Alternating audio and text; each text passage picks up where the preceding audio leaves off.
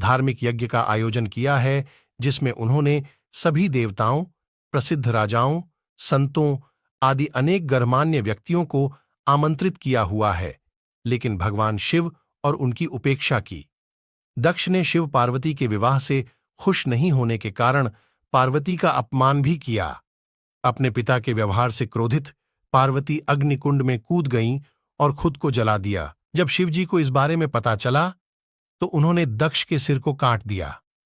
विचार करें, वही भगवान राम जो यह नहीं जान सके कि सीता का अपहरण किसने किया और जंगलों में भटकते हुए हर किसी से पूछते रहे हैं कि क्या कोई जानता है कि सीता कहाँ है, और वह देवी पार्वती की पहचान कर लेते हैं जब वह सीता के रूप में उनके समक्ष आई थीं। कैसे? ब्रह्मकाल का जाल खतरनाक है। उन्होंने राम को उस क्षण दिव्य दृष्टि प्रदान कर दी जिससे उन्होंने देवी पार्वती को पहचाना लिया। बाद में देवी पार्वती शर्मिंदा हुई। उनके इस कृत्य से शिवजी नाराज हो गए, जिन्होंने पार्वती जी को त्याग दिया और तपस्या करने लगे। पार्वती जी ने आत्मदाह किया। शिव ने दक्ष को मार द काल ने पूरे कृत्य की साजिश रची जो घातक साबित हुई।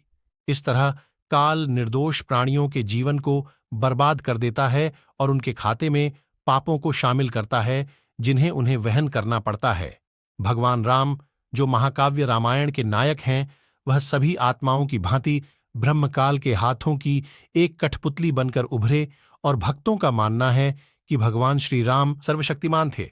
सूक्ष्म वेद में उल्लेखित वाणी है, जापल दर्शन साधु का, तापल की बलिहारी, राम नाम रसना बसे, लीजय जन्म सुधारी।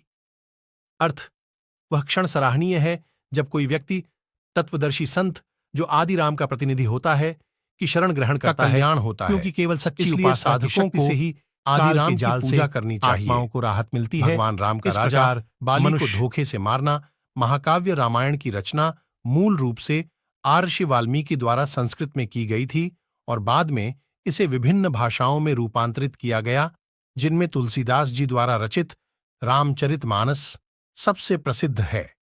रामायण में एक प्रकरण आता है जब भगवान राम ने राजा बाली, जो इंद्र के पुत्र और अंगद के पिता थे, उनको धोखा दिया था। एक पेड़ की ओट लेकर उन पर छिपकर वार किया और बाली को मार डाला। क्योंकि बाली में अलौकिक शक्ति थी, अगर कोई एकल युद्ध में उनके साथ युद्ध करता है तो सामने वाले व्यक्ति की शक्ति का आधा हिस्सा बाली में प्रवेश कर जाता था। जबकि बाली और भगवान राम दुश्मन नहीं थे। भगवान राम ने अपने स्वार्थ के कारण नहीं थे बाली को धोखा दिया। भगवान राम द्वारा राजा बाली को धोखा देने का यह कृत्य सुग्रीव ने एक कायरतापूर्ण वानर सेना के साथ बेहद शर्मनाक सीता जी की खोज कृपया वापसी में भक्त श्री राम की मदद करने का मानते हैं वचन जो मानवीय और दैवीय त्रिलोकीय विष्णु की शक्तियों कितने शक्तिवान सुसज्जित होने की मिसाल है। इसका सहज में ही अंदाजा लगाया जा सकता है। अर्थात जो बाली को सामने से युद्ध में परास्त करने में सक्षम, यदि वह इतने शक्तिशाली थे तो उन्हें सामने से एक बहादुर योद्धा की तरह बाली से लड़ना चाहिए था। यह प्रकरण फिर से साबित करता है कि भगवान राम बाली का सामना करने में असमर्थ थे, इसलिए छिपकर बाली की हत्या कर दी। इस प्रकरण में वह एक धोखेबाज के रूप में उभरे। राम सेतु का निर्माण किसने किया था? भगवान राम या आदि राम ने? हनुमान एक भक्त आत्मा थे। वह रामचंद्र जी द्वारा एक शांति दूत के रूप में लंका में अभिमानी शासक रावण को आत्मसमर्पण करने और सीता को राम जी को वापस लौटाने के लिए भेजे गए थे, लेकिन अहंकारी रावण ने उनकी बात को नहीं स्वीकारा और सीता को वापस करने से मना कर दिया। बाद में फिर युद्ध की यलगार हुई, परंतु अब विशाल महासागर लंका तक पहुंचने में बाधक बन गया। रामचंद्र जी लगातार 3 दिनों तक घुटनों पानी तक महासागर में खड़े रहे और समुद्र से रास्ता देने का अनुरोध किया, लेकिन सागर ने रास्ता नहीं दिया। इससे हताश होकर श्री राम ने अग्निबाण को उठाकर पूरे समुद्र को जला देने का प्रण लिया। तब सागर ने ब्राह्मण का रूप धारण किया और हाथ जोड़कर श्री राम के समक्ष खड़े हो गए और क्षमा मांगी और श्री राम से कहा कि आपकी वानर सेना में जो 2 भाई नल और